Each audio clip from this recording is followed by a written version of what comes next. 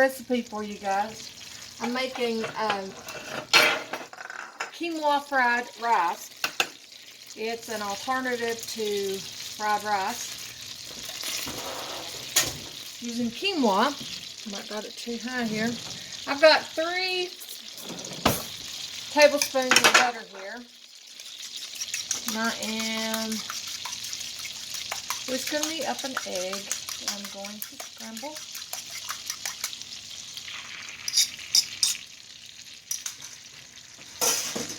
This is a great, like I said, a great substitute for rice. While that's working, I am going to be cutting up some onion. Oh, and the knife I want to use is dirty, wouldn't you know? Anyway, I've got some quinoa here. I've already cooked. I'm making half of this recipe because it's just me and my husband, so I'm just telling you how I'm making it for 2 people. This is 1 egg. That right there is 2 cups of quinoa cooked. It's already been cooked and drained. Now I am cutting up an onion. You can dice it up however you want to cut it up. 1 medium onion is the recipe, so for me, I'm making a half of an onion.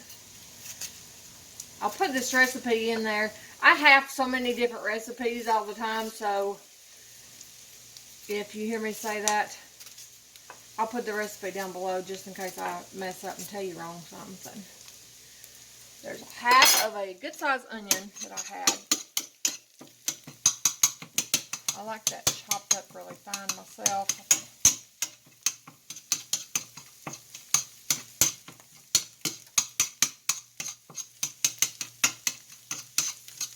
I got one of these from that I've had it for a few years now, that Pioneer Woman stuff. I love that thing. It's so practical for so many different types of things. I am going to add, you can chop that onion up more if you want to. I like things a little chunkier myself, so that's up to you. I put 3 tablespoons in there of just regular butter, but I'm going to add a little ghee to give it something to cook in better.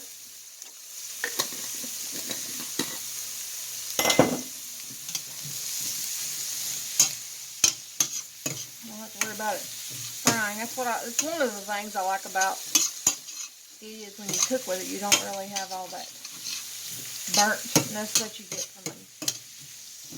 Using butter itself. Alright, I'm going to be letting this cook. I'm probably going to put a lid on it. I'm also going to cut up in here, though, before I get done. I'm 1 carrot, a medium-sized carrot. And you can throw frozen peas in this. Approximately, it says I have 1/4 cup of peas, which I don't have frozen peas, so I'm going to be using some canned peas. And let this fry up a little bit, and we'll be right back. Okay, guys. As you can tell, I got that fried up pretty good with my carrots.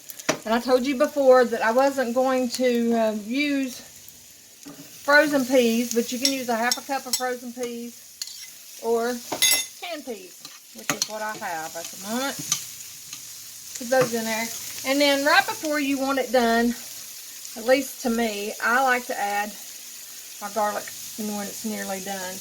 And I'm using 1 large, I meant to show you exactly what those look like before I stuck them in there. That's 1, and the other one's a little bit smaller than that. So it's basically 1 large clove of garlic that I'm sticking in here. Cook that for just a moment.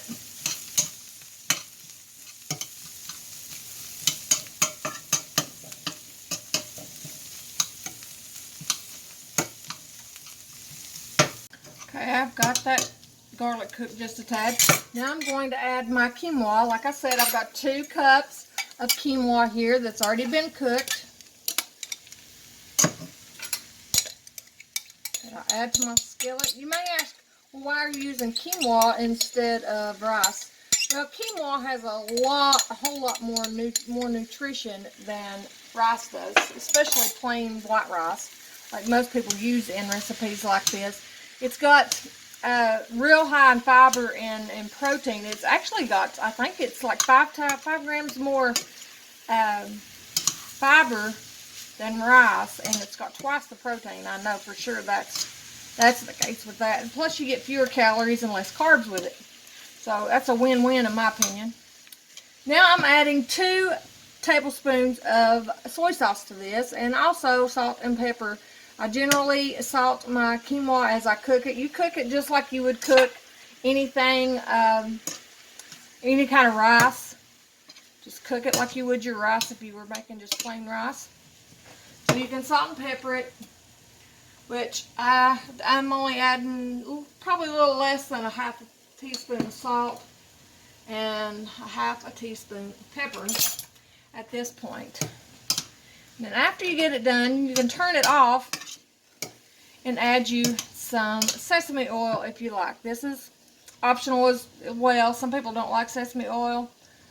They say not to cook your sesame oil. I'm going to say start out with a half a teaspoon. Taste it. Some people like it, some people don't. I love it. I love any kind of sesame.